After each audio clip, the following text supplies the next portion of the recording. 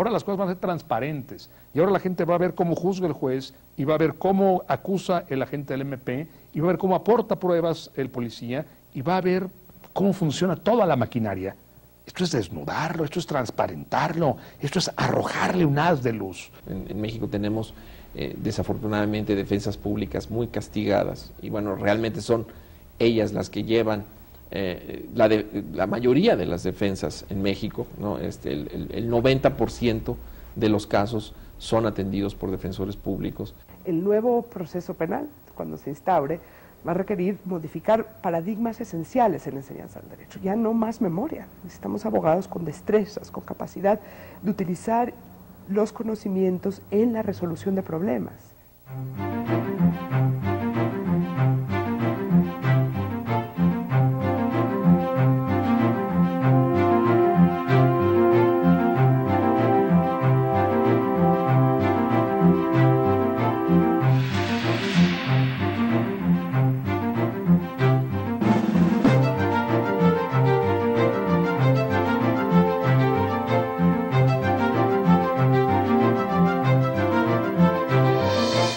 El avance de la reforma de la justicia penal ha sido disparejo.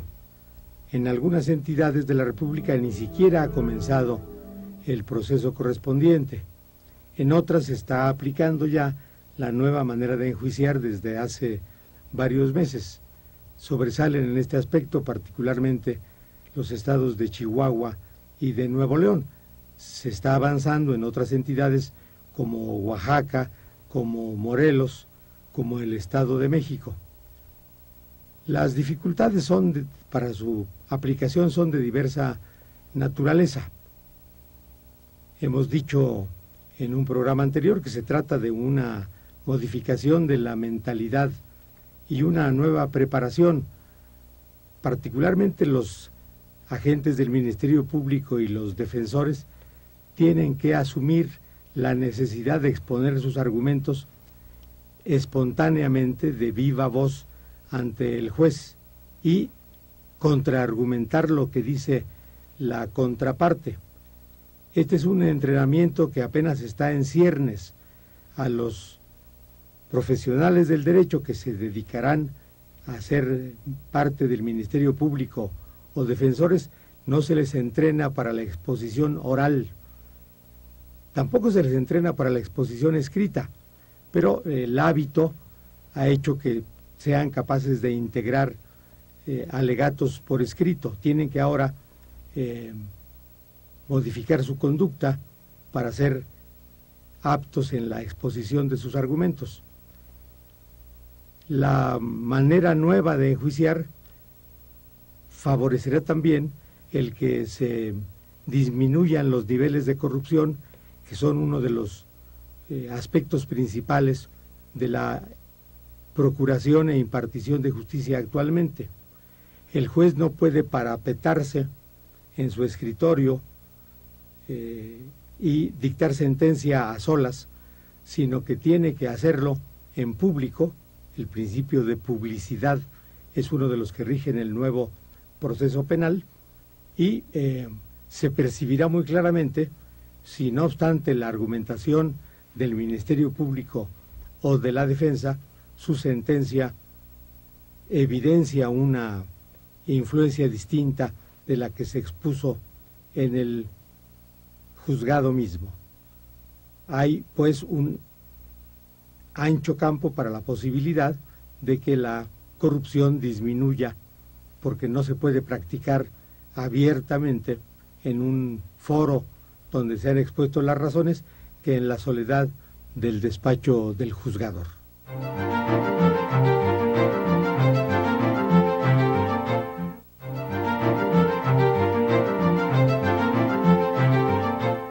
Se está obligando ya tanto al juez como a las partes, como al Ministerio Público desde que inicia, a investigar real y ciertamente el delito que se le está imputando a una persona, ¿no?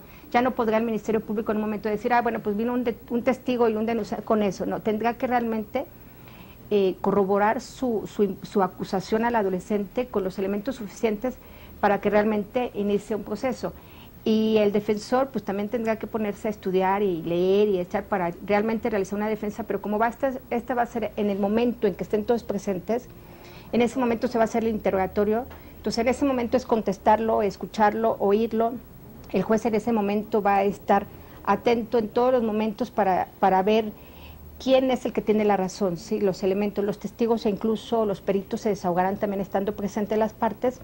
Entonces una vez teniendo todos esos elementos, ya no es de que lo leo, son los grandes expedientes que se hacían con anterioridad, van a ser mínimos y sobre todo que la documentación y la información va a estar fresca. Esta reforma es uno de los puntos que se va a atacar, es decir, cuando tengamos esta implementación vamos a tener un Ministerio Público que trabajará y que se estará planteando otra forma de la investigación penal, en donde habrá que recopilar los indicios, pero habrán de ser presentados estos ante el juzgador y será solo él el que pueda recepcionar pruebas.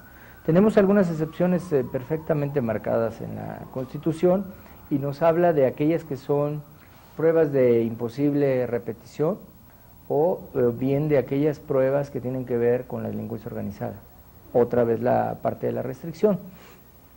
Todo lo demás, para que sea prueba, para que se entienda como desahogo probatorio, tendrá que ser en presencia del juez y con la presencia también de la contraparte, a fin de caer en lo que se conoce como el contradictorio. Para muchos académicos, para muchos litigantes y para muchos jueces, esto es lacerante, esto es preocupante. Les están cambiando el idioma que hablaron toda su vida, aprendieron a hablar un lenguaje.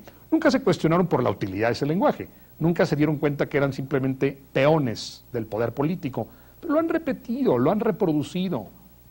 Y de pronto se les está quitando. De pronto nuestra Constitución dice, ahora las cosas van a ser transparentes. Y ahora la gente va a ver cómo juzga el juez, y va a ver cómo acusa el agente del MP, y va a ver cómo aporta pruebas el policía, y va a ver cómo funciona toda la maquinaria. Existe en el abogado postulante un enorme deseo de hablar con el juez, de comunicarle al juez sus ideas. Nosotros, los propios abogados postulantes, no nos sentimos satisfechos con el solo hecho de redactar un escrito en un número determinado de fojas y arrojarlo en la oficialía de partes del juzgado. Nos quedamos siempre con la inquietud de que quizá algo muy importante no lo dijimos, o quizá el juez no va a leer lo que dijimos. Y como el proceso escrito que ha prevalecido en México no nos da oportunidad de hacerlo, entonces buscamos esa oportunidad de hablar con el juez, el alegato de oídas. Y ese alegato es incorrecto, porque permite el contacto entre una de las partes y el juez sin que esté presente la otra parte. Entonces, el proceso oral, y ese es uno de sus méritos, va a resolver ese problema.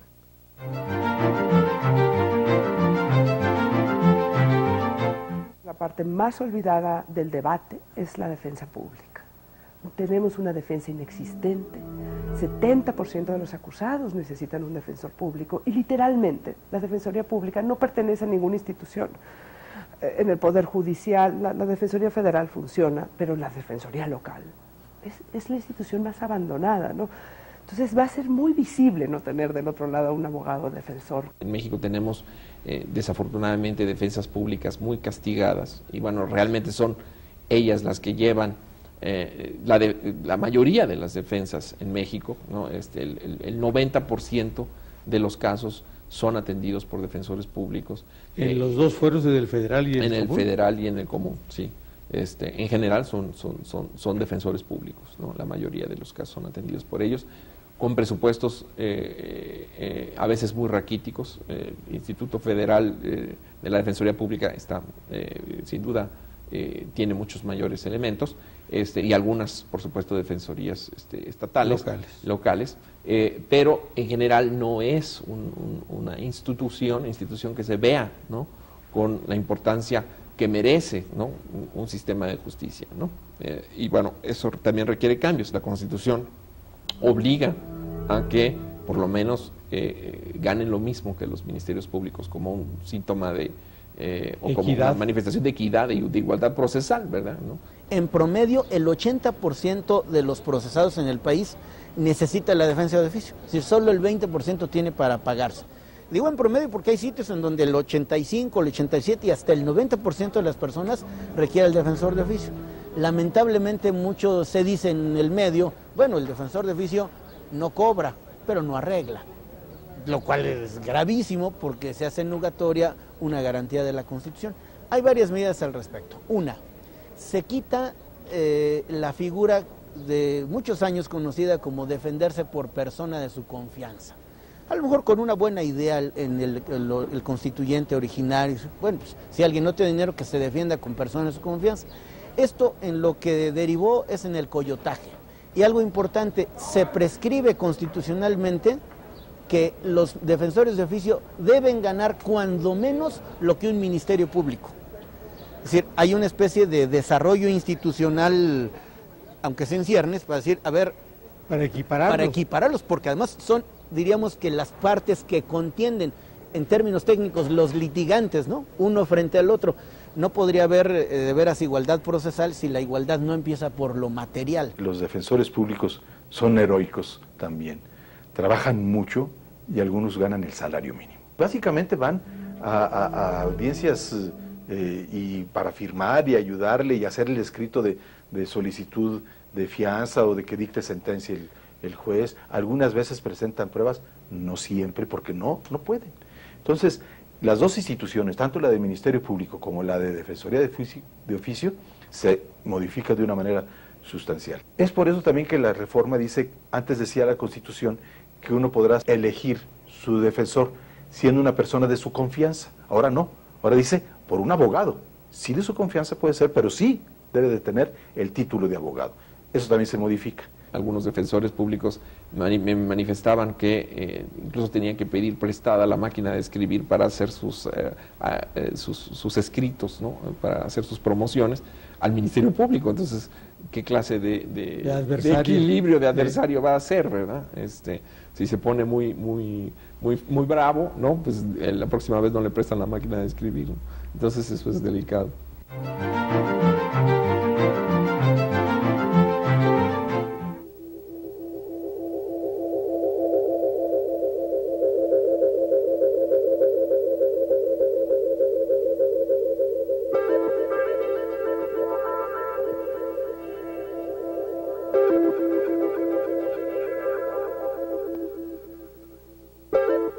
El 4 de noviembre nos detuvieron los agentes en la calle.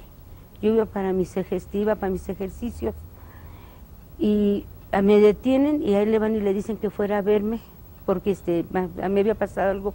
Él al llegar yo estaba dentro de una camioneta. Ahí adentro me dijeron que era de despojo y les dije que ¿qué era eso? Me dice que era porque me habían acusado de eso un señor. A él le dijeron que porque ya nos detuvieron y yo le dije, mira, es porque mi hermano Abel nos acusa de despojo. Se descompuso la chapa de la calle y la cambiamos. Entonces este señor, su hermano, llegó en la tarde que vendía en el tianguis de la Cabeza de Juárez y metió su llave y no abrió porque ya no vive ahí. Ya no vive allí. Ya no tiene nada ahí. Y entonces desde adentro la empezó a injuriar. Le injurió, la amenazó y no sabíamos que iba a llegar a demandarla penalmente. Los que nos detuvieron nos pidió un perdón por lo que nos iban a hacer. Nos dijeron que los perdonáramos por lo que iba a pasar. Dice, usted se queda en el oriente y la señora vamos a llevarla a que firme a Santa Marta. Y fue mentira. Ella no sabía de mí ni yo sabía de ella. Mis hijos no sabían de nosotros, no sabía nadie.